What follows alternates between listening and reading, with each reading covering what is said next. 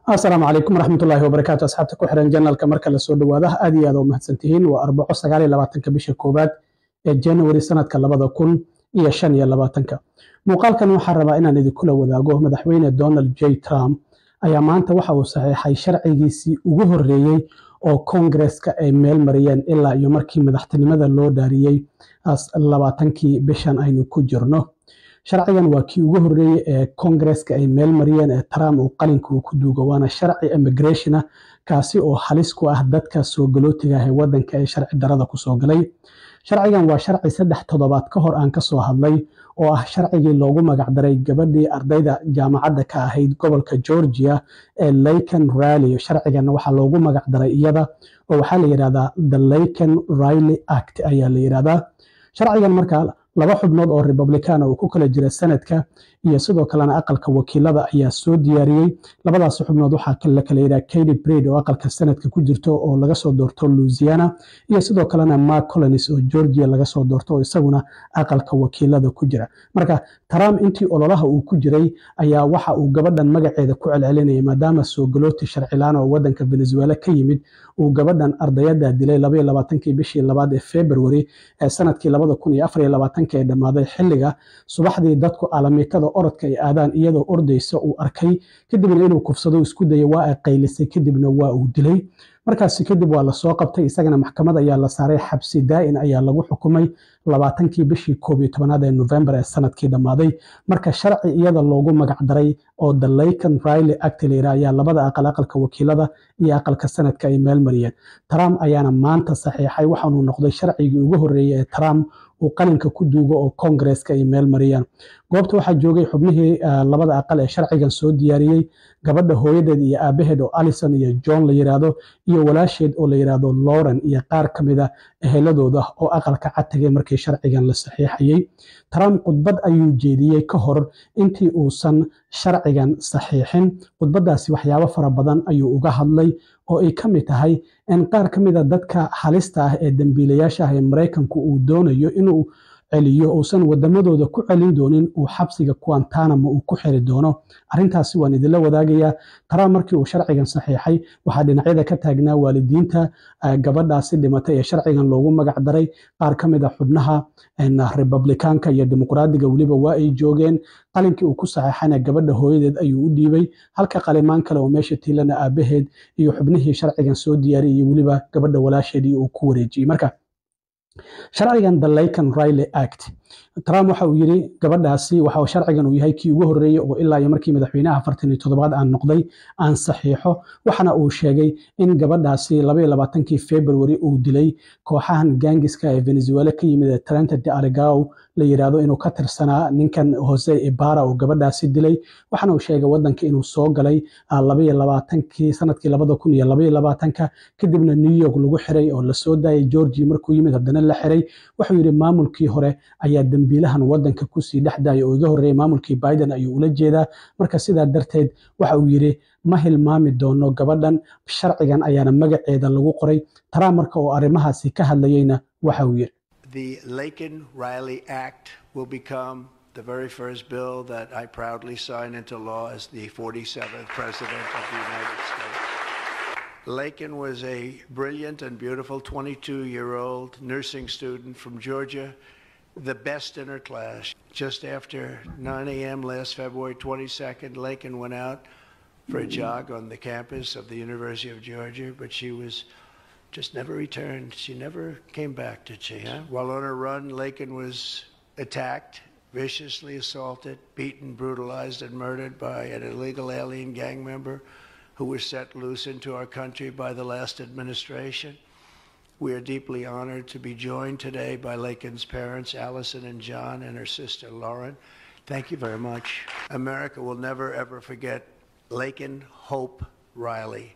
The vicious criminal who murdered Precious Laken was an illegal alien member of the barbaric Venezuelan prison gang known as Tren de Aragua. He trespassed across our southern border in 2022 and was apprehended by Border Patrol, but under the cruel policies of the last administration, instead of being deported, as he should have been, he was released into the United States, as were millions of other people, many of them very dangerous people. And you see what we're doing, we're getting them the hell out of here. madaxweyne Donald Trump waxa uu sidoo kale ka hadlay sharcigan waxyaabaha ku jira sharcigan the Laken Riley Act waxyaabaha ku jira ayuu ka hadlay waxa uu yiri sharcigan waxa uu dhigayaa ama ku qoran in wasaaradda amniga gudaha ay xiri karto dhammaanba qof kasta oo looga shakiyo sharcigan oo dad soo galoota sharci darro oo looga shakiyo in uu waxaday inuu dhac geystay inuu meel gubay ama ganacsi ama guri uu gubay iyo sidoo kalena shoplifting waxa la yiraahdo dadka intay dukaamada galaan alaab ka soo qaato sidoo kalena waxa ku jirta qof dhibaato u geystay police qof dil geystay oo sharci darro ah laakiin arinta Soomaalidu ay ka soo galayso waa halkan dad fara badan inta badan Soomaalidu waxna ma dhacdo dilkay kuma lug lahayn in badan dadka soo galootiga way is ilaaliyaan laakiin arintan wuxuu yiri dambi kasta oo ay ka dhalan karto ayuu yiri dhimasho ama dhaawac khatar ah dadka inta badan leysan ay qaateen wadanka sharci darrada ku soo galay adoo gaari wada marka uu xawli ku wada xawaare ka daran xawaarihii loogu talagalay wadadaasi hadii qof muwaadin ah dhaawacdo dhaawac halis ama aad disho waa lagu xirayaa horeyna waa laga masaafurinaya marka arintaasi dadka taraagyada wada oo wadanka sharci darrada ku soo galay kuwa gawaarida yaryar wataba waa inaad sharciyada wadooyinka aad u hoggaansantaan arintaasi saameyn ay meeshaasi dadka Soomaalida ah uga yeelan kartaa marka waxa uu yiri arimahaasi oo idil qofkii lagu helo waxay macnaheedu tahay waa la xiri karaa waana la masaafurin karaa markii ugu horeysay sharcigan gobolada waxa uu ogolaanayaa inay dacweeyaan dawladda federaalka hadii ay ku guuldareysato sharciyada immigrationka ee wadanka inay dhaqan geliso gobolada ayaa taasi awood u siinaya Trump oo arimahaasi ka hadlayayna waxa uu yiri Under the law I'm signing today the Department of Homeland Security will be required to detain all illegal aliens who have been arrested for theft, burglary, larceny, shoplifting, assaulting a police officer, murder, or any crime that results in death or serious injury. In addition, for the first time ever, this act gives state governments the ability to sue the federal government for immediate injunctive relief if any future administration ever again refuses to enforce the immigration laws of the United States, like happened for 4 long years.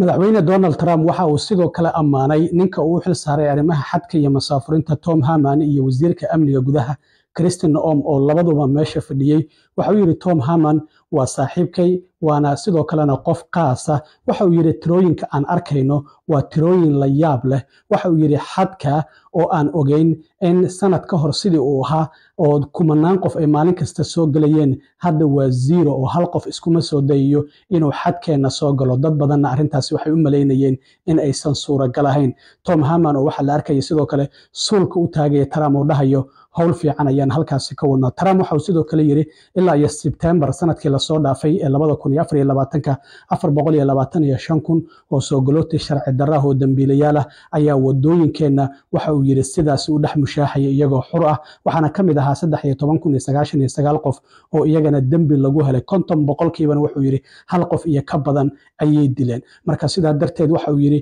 hadda waxa ay dadkaasi markii hore beeraheena iyo magaalooyinkeena ay dhex socdeen laakiin hadda maamulka Trump intii uu jiray waxa uu yiri degdeg iyo xawaare ay ku socotaa in dadkaasi wadankeena aan ka saarno isagoo sheegay in hadda Tom Harman iyo Kristen Noem hawsha ay wadaan uu yahay hawl uu ku faraxsan yahay Trump oo arimahaasi ka hadlayayna mar kale waxa uu yiri Tom Harman is my friend but he is something special. He's something special. Right. And Tom and Christy, the numbers are unbelievable. What's happened? It's like just shut down. Nobody thought that was even possible. It's just shut down. They showed an area that a year ago had thousands and thousands of people rushing into our country. And today there was nobody there. It was like a beautiful sight. As of last September, 425,000 illegal alien criminals were roaming free, including 13,099 convicted illegal alien murderers, of which about almost 50% killed more than one person, and they were roaming all over the country in our farms, in our cities.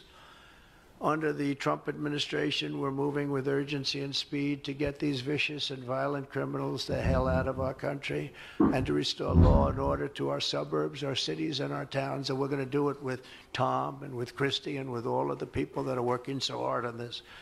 This week, compared to a comparable time a year ago, think of this, The number of illegal border crossers has already fallen by more than 100%.